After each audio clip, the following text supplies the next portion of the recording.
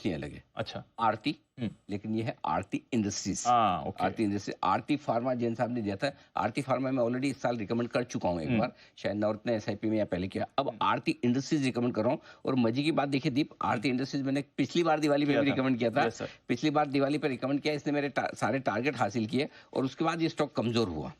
अब हमें वापस से ये स्टॉक पसंद है, क्योंकि इस साल जो दूसरी थीम है जिस पर हम बुलिश हैं वो है केमिकल्स की।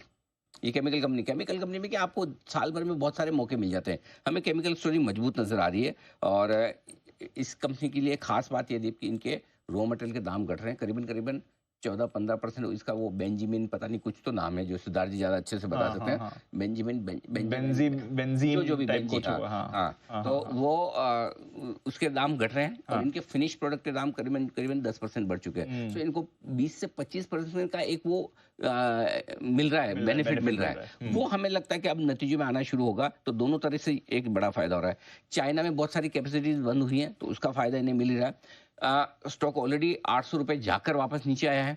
750-800 वो हमारे टारगेट पिछले साल के थे, दीप वो सारे हासिल हुए हैं और हुँ। उसके बाद नीचे आया। मैं बता दूं आपको, आरती इंडस्ट्रीज पिछली दिवाली पिक पर भी था और पिछले साल भी दिवाली के वक्त किसी को नहीं लग रहा था कि ये स्टॉक ऐसा बढ़िया कर भी सकता है।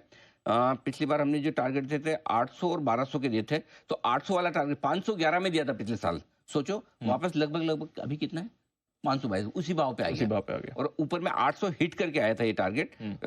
आरती इंडस्ट्रीज एक बार, हाँ, 800 हिट करके आया। तो हमें लगता है ये पुरानी ग्लोरी वापस इसको मिलेगी। तो अब टारगेट इसमें 685, 800, 675, 685 एक ही बात है। जो भी रख लें, 675, 850 और 1000 के टारगेट के लिए आरती इंडस्ट्रीज में खरीदारी करने की राय है।